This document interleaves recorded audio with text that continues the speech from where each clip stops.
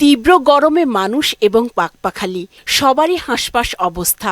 একটু বৃষ্টির আশায় গ্রীষ্মে তপ্ত আকাশ জুড়ে চক্কর কাটছে একদল পাখি। আবার একটু পরপর নদীর জলে কাকের তৃষ্ণা নিবারণের চেষ্টা। অন্যদিকে তাপপ্রবাহ থেকে সামান্য স্বস্তি পেতে নদীর পানিতে ডুব সাঁতারে ব্যস্ত কিশোর দল।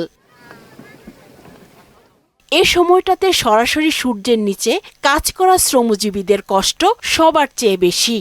গরম আমরা গাইমে অস্থির। ছাতা তো ব্যবহার করি, কিন্তু ছাতা তো টিকে না, রোদে চলে যায় একদম। এই যে লবণ বেড়ে গেছে শুল দিয়া, গরমে তো কাজ করতে কষ্টই হয়। গাছপালা একটাও নাই, আগে ছিল এখন সব কাইটে ফেলাইছে, একটাও নাই।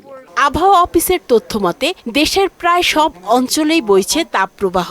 এর মধ্যে 9টি অঞ্চলে এর মাত্রা তীব্র। হিটওয়েভ ওয়ার্নিং যেটা চলছে আগামী 3 দিন মোটামুটি অব্যাহত থাকতে পারে, এবং যদি এরকম পরিস্থিতি বিরাজমান থাকে আমরা সেটা সুদবিহীন ব্যাংকিংয়ে আত্মশুদ্ধির পথ এনআরবিসি ব্যাংকের ইসলামিক ব্যাংকিং আল আমিন আপডেট করব। বাংলাদেশের পশ্চিমে যে অঙ্গরাজ্যগুলো আছে, বিশেষ করে পশ্চিমবঙ্গ, ওইখানে তাপমাত্রা এই সময় একটু বেশিই থাকে। বিহার, উড়িষ্যার তাপমাত্রা একটু বেশিই থাকে। অন্ধ্রপ্রদেশ, ওইখানে তাপমাত্রাগুলো একটু বেশি থাকে।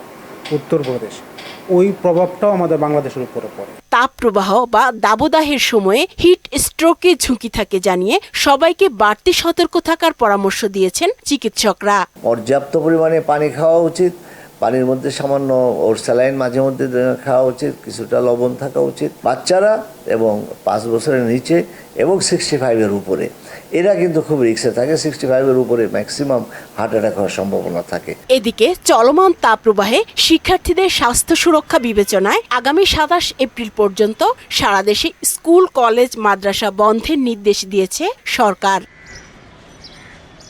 উষা ফেরদৌস, মোহনা সংবাদ, ঢাকা।